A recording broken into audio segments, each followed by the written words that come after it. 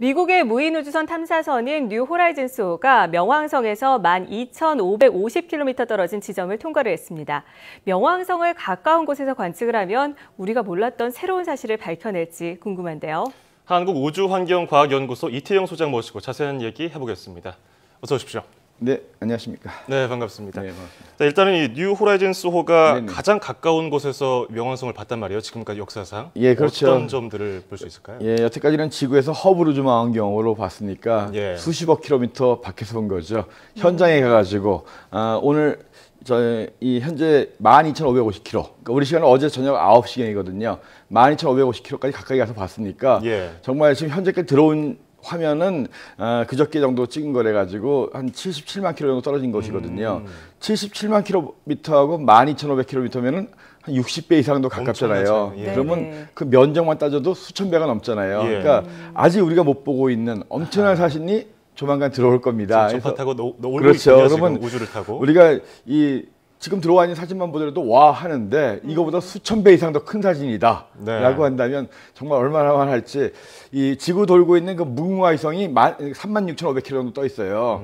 그러니까 12,500km 정도면 그거의 3분의 1밖에 안 되는 거예요. 그렇게 되네요. 예, 무궁화위성의 3분의 1밖에 안 되는 거리입니다. 예. 네. 거기서 보면 맨하탄에 있는 그 센트럴파크에 있는 조그만 호수도 다 보일 정도의 그 정도 거리라고 합니다. 네, 앞으로 보게 될 사진들 때문에 그 기대감 때문인지 막 웃음이 머금어지시는 것 같은데요. 그렇죠. 네, 무엇보다 눈에 띄는 것은 이 뉴 호라이즌스호가 송신한 사진입니다. 네, 그렇죠. 여기에 보면 그 밝은색 하트 모양이 있는데 네네. 이 하트 모양의 실체가 뭘까요? 예, 그러니까 이 명왕성 그 표면의 대부분은 질소로 이루어져 있어요. 예. 그러니까 질소로 이루어져 있기 때문에 질소 얼음일 가능성이 가장 큽니다. 이렇게 좀 검게 보이는 부분들은 이제 땅. 그러니까 명왕성이 이제 얼음하고 땅이 섞여 있는 부분이거든요. 예. 지금 지금 이 사진 자체가 좀 전에 나왔던 그 하트 있는 사진이에요. 예, 예. 그 하트 있는 사진이 우리 시간으로는 이제 어제 새벽 5시 정도에 찍은 사진이고요. 네. 그 사진에 보면은 이제 하트가 나오는데 이 하트가 이 하얗게 보이는 거 봐서는 그 질소 얼음이 아닐까. 그리고 이 사진을 보면 그 컬러로 나온 사진들도 있거든요. 예. 그 여러 가지 이제 필터를 껴가지고 찍은 사진들이거든요. 그래서 이 영하 210도 정도가 되면 질소가 녹아서 액체가 됩니다. 예. 그러니까 명왕성의 온도가 영하 220도쯤 되거든요. 그러니까 조금 온도가 편차가 있기 때문에. 그리고 현재는 명왕성이 태양에 좀 가까울 때예요. 평균 거리가 59억 km쯤 되는데 예. 현재는 한 48억 정도 되고 49억 정도 되거든요. 예. 멀어질 때는 한 75km 가니까. 그래서 명왕성이 그래도 좀 온도가 좀 높을 때다. 그래서 아마 이 정확하게 또 형태가 안 보이는 걸로 봐서는 이 질소가 녹아서 흐르는 것이 아닐까라는 추측을 하고 있을 뿐이고 예. 이거보다 수천 배가 더 밝은 사진이 조만간 들어올 거니까요. 네. 근데 재밌는 거는 왜 여기 하트가 있을까? 그러게 그죠? 말입니다. 근데 하트도 사진을 잘 보면 오른쪽이 약간 깨졌어요. 예. 네네네. 그래서 원래는 하트 모양이 맞았는데 지난 한 10년쯤 전에 9년쯤 전에 명왕성에 퇴출되고 나가지고 깨진 하트가 깨진 것이 아닐까. 아닐까라고 또 이제 네. 막연하게 생각해봤습니다. 네, 명왕성이 재밌네요. 상처를 받았군요. 그렇나 봅니다. 예. 이 지금 뉴 호라이즌스호가 보내온 사진들인데 지금도 계속 오고 있어요. 우주를 네네. 타고. 예, 예. 10년 가까이 뭐 동면하다가 다시 일하다가 동면하다가 일하다가 여기까지 갔는데 네네. 명왕성에 뭘 보려고 그렇게 열심히 갔습니까? 명왕성은 미국인이 발견한 최초의 행성이죠. 예. 그 발사되는 2006년 1월 달만 하더라도 수금지와 목토천의 명이었어요. 네. 해왕성까지는 대부분 다 탐사를 어느 정도 했고요.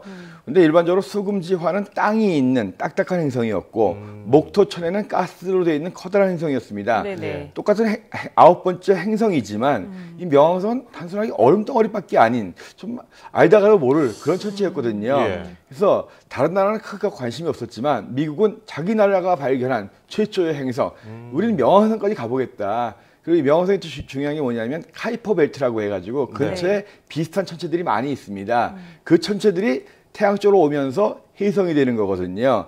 근데 이 혜성들이 지구와 충돌해가지고 지구의 물의 기원이 됐고 네. 또 지구의 유기물질을 가져왔다라고 생각이 되거든요. 그래서 명왕성 탐사를 통해서 오히려 이 뭔가 태양계의 기원뿐만이 아니라 지구의 물질이 들어왔던 기원도 알 수 있지 않겠느냐. 명왕성 사진을 보면 약간 불구스레하게 보이는 게 있어요. 예, 예. 안갈색으로. 그게 톨린이라는 물질 때문에 그렇거든요. 이 질소와 메탄가스가 섞여져 가지고 만들어진 물질이에요. 그게 이제 혜성에도 좀 있고 타이탄 같은 데도 있거든요. 네네. 혜성에 그런 물질을 갖고 있는 혜성이 지구와 충돌하면서 물뿐만이 아니라 이런 어떤 유기물질을 놓고 간 것이 아닐까.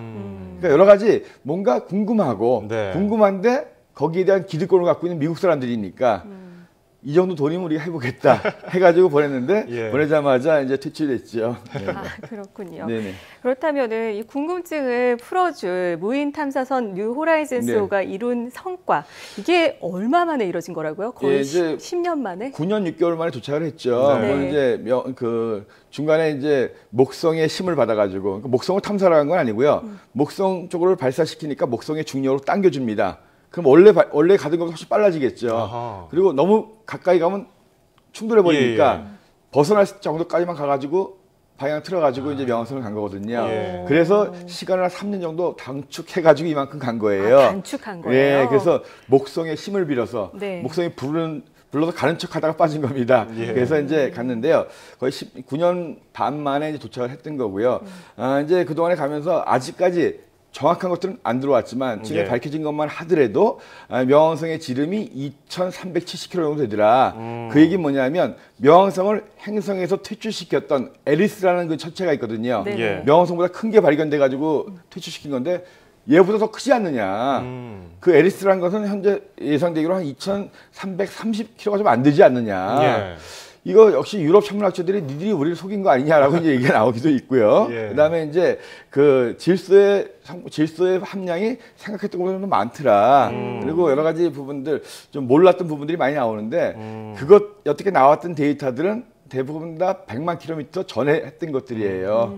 근데 바로 앞에 가가지고 짧은 시간이지만 그 예. 많은 데이터들이 이 메모리 용량이 8기가라고 합니다. 네. 1시간당 900kB가 들어와요. 예. 1메가가 1시간 넘게 걸립니다. 그렇군요. 쉬지 않고 보내도 1년 걸려요. 근데 지구 쪽으로 안테나를 계속 향할 수가 없잖아요. 예. 탐사도 해야 되니까. 그래서 한 18개월 정도 걸려야지만이 그 중요한 데이터가 다 오기 때문에 궁금하시더라도 좀 기다리시고. 근데 뭐 1년 반 정도 더. 근데 이제 중요한 몇 개의 사진들은 들어올 거예요. 네. 뭐 오늘 내일 중에 들어올 테니까. 그러면 이제 명왕성에 대한 비밀이 좀 많이 밝혀지겠죠. 그리고 앞으로는 여태까지는 태양 쪽에서 왔기 때문에 밝은 모습만 보고 온 거예요. 그렇겠네요. 제일 가까운 지점을 통과한 다음부터는 뒤에서 보는 겁니다. 뒤에서 보니까 어두워지겠죠. 네네. 그래서 가시광선 같은 이런 이쁜 사진들 이제 기대할 수가 없습니다. 아하. 예. 이제 하트 같은 사진도 이제 안 보기 되죠. 어렵겠네요. 꼼꼼한 뒷모습만 보니까 그렇겠네요. 이제는. 예, 예. 자, 어쨌든 간에 지금 여러 가지 사실을 알게 됐는데 방금 잠깐 말씀해 예. 주셨지만 질소가 많다 이런 얘기 들었거든요. 네네네. 또 어떤 사실들이 밝혀졌습니까? 그러니까 뭐 이제 계속 연구를 해야 돼요. 예, 예. 그래서 근데 질소가 많기는 한데 많을 뿐만이 아니라 질소가 액체 상태도 있는 것 같더라. 왜냐하면 지형이 윤곽이 뚜렷하지 않은 걸 봐서는 이게 뭔가 흐르는 듯한.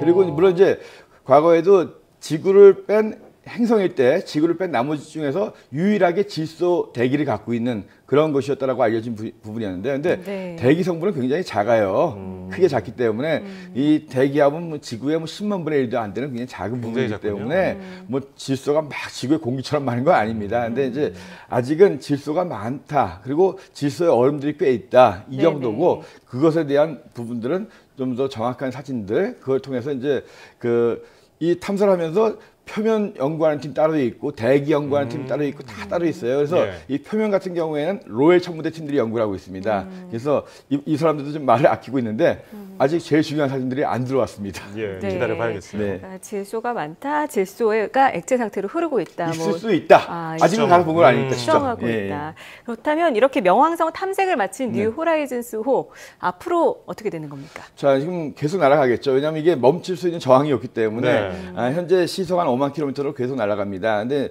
발표에 의하면 앞으로 한 6개월 정도는 명왕성을 탐사에 더하고 이 카이프 벨트대에 있는 다른 천체를 한두 개 정도 더하겠다. 사실 희망사항이에요. 왜냐하면 하루 지나면 100만 킬로 이상 떨어집니다. 올 때는 밝은 쪽을 보고 왔어요. 네네. 어두운 쪽에서 100만 킬로 갑니다. 그 다음 날은 200만 킬로 이상 떨어져요. 점점 가시광선 같은 거 못 보입니다. 그러네요. 점점 거기서 나오는 뭐 입자 같은 것도 작아질 겁니다. 네. 그래서 솔직히 말씀드리면은 명왕성에 대한 관측은 거의 중요한 건 이제 끝났다라고 하는 것이 솔직한 얘기일 거예요. 근데 뭔가를 계속적으로 더 보고 싶은 욕심은 있겠죠. 그럼요. 그리고 이 카이퍼 벨트대에 지름이 한 80km 이상 되는 것이 한 10만 개 이상 있다. 이 중에 하나를 탐색하겠다라고 하는데 카이퍼 벨트라고 하는 것 자체가 이 반경이 태양으로부터 한 50억에서 70억 킬로미터 이상 떨어진 곳이에요. 네. 거기에 이 또 같은 면에 있는 것이 아니라 공간상에 예. 흩어져 있습니다. 같은 면이라고 하더라도 그 정도 거리에 이 10만 개면요 지구 달 사이에 하나도 없는 거예요. 근데 그렇군요. 공간으로 따지면 네. 더하죠. 과연 가다 만나겠느냐 솔직히. 그래서 이대로 쭉 가면 한 수십 년 후에는 보이저호가 가 있는 태양계 제일 외곽이라고 하는 예. 더 이상 태양에서 나오는 태양풍 입자들이 갈 수 없는 그 끝.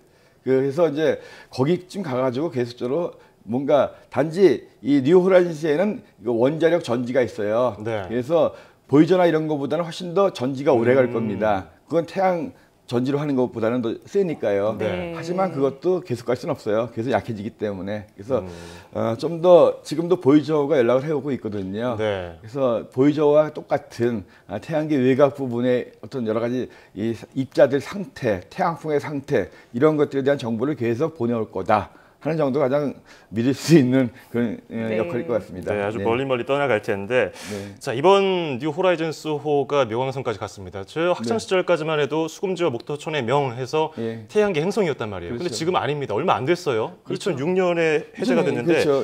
다시 행성으로 돌아올 수 있는 가능성 어떻습니까? 미국은 그렇게 하고 싶죠. 그래서 그렇겠죠. 계속적으로 이렇게 사실 이번에 원래 생각했던 것보다 지름이 크다라고 하는 것도 사실 약간 작전성 발언이에요. 미국 나사 홈페이지에는 최근까지도 계속 이 명왕성의 지름이 2,390km로 나와 있었습니다. 다른 나라 사람들은 그렇게 인정 안 했거든요. 명왕성을 갖다 미국에서 계속 크게 이야기하면서 이만큼 크니까 행성이다라고 했는데 이번에 2,370km 밝혀지면서 다른 나라 사람들이 얘기했던 거에 비추어서 크다. 어쨌든 에리스보다 크다. 그래서 돌려야 되지 않느냐. 라는 여론을 계속 형성하고 있고 위성이 5개나 있잖아요. 예. 그러니까 이 충분하게 행성의 역할이 되지 않느냐.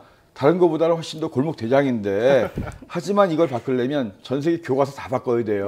너무 우기고 있는 거 아닌가 예, 싶네요. 그래서 안타깝긴 하지만 네. 한 번 내려진 규칙은 게임의 규칙은 바뀔 수가 없어요. 심판이 잘못했다고 골 다시 취소할 수 없지 않습니까? 그렇죠. 그래서 안타깝긴 하지만 우리가 그냥 미국 사람들한테 위로나 해주면 되겠습니다. 거의 가능성이 네. 없다. 예, 이렇게 힘들 것 보시는군요. 같습니다. 네, 예. 뉴 호라이즌스호가 앞으로 어떤 정보를 좀 보내줄지 기대를 좀 많이 해봐야겠습니다. 네.